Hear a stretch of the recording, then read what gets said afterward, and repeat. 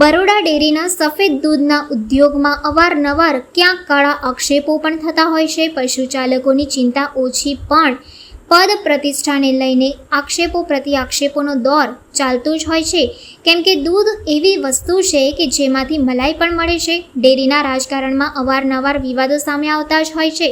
Baroda ડેરીની December માસમાં આવી રહેલ ચૂંટણી પહેલાં સાવલીના ધારાસભ્ય સામે ડેરીના ડિરેક્ટરે ખુલ્લો મોરચો માંડ્યો છે અને ધારાસભ્ય માત્ર ને માત્ર બરોડા ડેરીને જ ટાર્ગેટ કરે છે।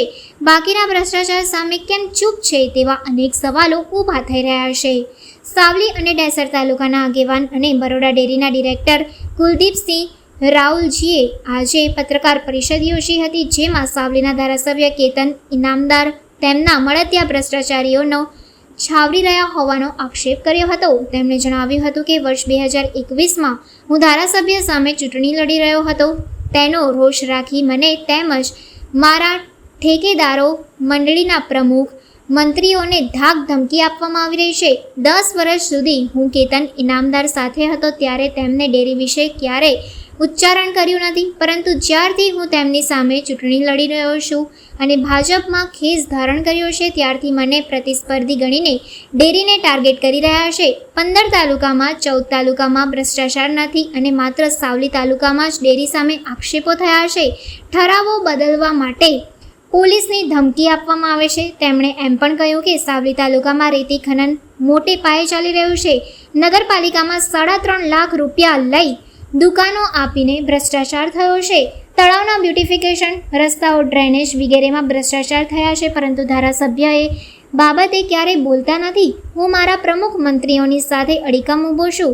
પત્રકાર પરિષદમાં તેઓએ વિવિધ મુદ્દાઓને લઈને આક્ષેપો પણ કર્યા હતા, તેમજ પત્રકારોના પ્રશ્નના ઉત્તર પણ આપ્યા હતા। એ બાબતે હું વેજપુરનો વતની છું।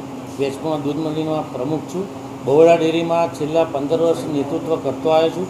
રાજપુર ડેરીમાં જે પાવતી બતાવી અને મારા સામે જે ફરિયાદ કરવામાં આવી છે એની માટે એવું કહું કે પાવતી ખોટી પણ હોઈ શકે। હું જો દૂધ ભરતો હોય તો મારી પાસે પાવતી હોય કે ગામમાં રખડતી હોય અને એમને પાવતીની ઉપર જો ફરિયાદ કરી છે તો એમની પાસે મંડળી પર જઈને તપાસ કરાવી લે, બેંકમાં તપાસ કરાવી લે કે મારા નામનું કોઈ જગ્યાએ દૂધ ભરાતું હોય તો એની એન્ટ્રી હશે બેંકમાં, રાજપૂત દૂધ મંડળીના ખાતામાં મારા પૈસા જતા હશે, કોઈ જગ્યાએ મારું પેમેન્ટ રજિસ્ટર ઉપર મારી સહી હોય તો મને પુરાવા રજૂ કરે તો એમને બતાવું કે ભાઈ શું છે, સાચું છે કે ખોટું છે, એમને ખબર પડશે। પુરાવા લઈને આવો।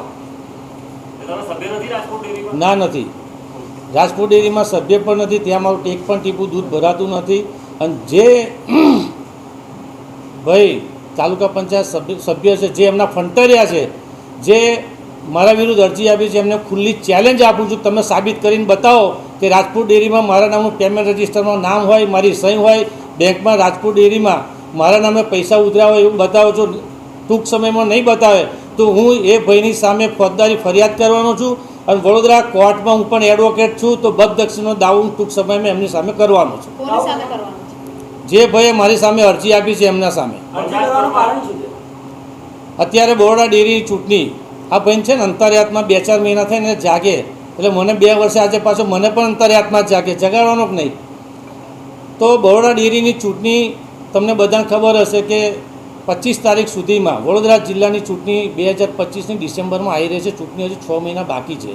ઠરાવ ઉઘરાવવાનું પ્રતિનિધિનું નામ બરોડા ડેરીમાં મતદાર યાદી માટે મોકલવા માટે ઠરાવ ઉઘરાવવામાં આવી રહ્યા છે। ત્યારે બરોડા ડેરીના મારા સાવલી ડેસર ઝોનના દૂધ મંડળીના પ્રમુખ મંત્રીએ 80% લોકો ઠરાવ મારા તરફી કરી અને બરોડા ડેરીમાં મોકલી રહ્યા છે। ત્યારે એન પ્રકારે દૂધ મંડળીના પ્રમુખ મંત્રીને દબાવવામાં આવે છે, એન પ્રકારની ખોટી અરજીઓ કરવામાં આવે છે, પોલીસનો ઉપયોગ કરી અને કેવી રીતે દૂધ મંડળીના પ્રમુખ મંત્રીને દબાવી અને મારો ઠરાવ ફેરવાવો, પણ એમાં ફાવવાનો નથી। હું છેલ્લા 15 વર્ષથી બરોડા ડેરીના ડિરેક્ટર તરીકે ચૂંટાતો આવ્યો છું। પશુપાલનનો પણ ધંધો કરું છું, પશુપાલકોનું કાયમ હિત કરતો આવ્યો છું।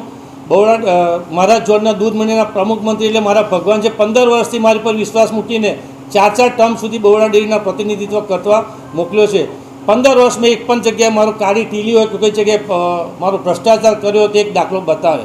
અને બીજી એક વાત આપણે મીડિયાના માધ્યમથી જણાવી દઉં છું કે મારા દૂધ મંડળીના પ્રમુખ મંત્રી કે મારા સભાસદને ખોટી રીતે હેરાન કરશે તો કુલદીપસિંહ એમની સામે અડીખમ ઊભો છે, ડરવાનો નથી, ડર્યો નથી અને કાયમ એમની સાથે ઊભો રહેવાનો છું.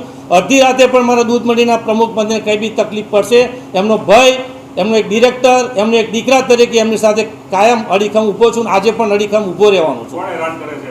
દૂધ મંડળીના મંત્રીને કોણ હેરાન કરે છે? દૂધ મંડીના પ્રમુખ મંત્રીને હું આજે ખુલાસીને જ કહી દઉં કે ધારાસભ્યના મળતિયાઓ એન કેન પ્રકારે દૂધ મંડીના પ્રમુખ મંત્રીને ફોન કરાવેલો, ભાઈ સાથે વાત કરો, મારા તરફે ઠરાવ કર્યો કે નહીં, એવી દાદાગીરી દબાવવાનો. પોલીસ ફરી એમના ફંટારી આવ્યું કે તારી અમે એફઆઈઆર ફાડી, તું ફાડી તો બતાવ. તમે ઠરાવ ના આપે એની માટે તમે પોલીસનું દમનગીરી કરવા, પોલીસનો દુરુપયોગ કરો અને ધાક ધમકી આપીને તમે ઠરાવ બદલાવી રહ્યા છો. પણ 2025ની ડેરીની ડિરેક્ટરની ચૂંટણીમાં ગઈ વખત 75 મત આવ્યા હતા. આજે છાતી ઠોકીને કહું છું કે મારા દૂધ મંડીના પ્રમુખ મંત્રી પર એટલો ભરોસો અને વિશ્વાસ મેં પેદા કર્યો છે કે આ વખત 75 નહીં પણ 76 મત સાથે જીતીને બહાર નીકળવાનું.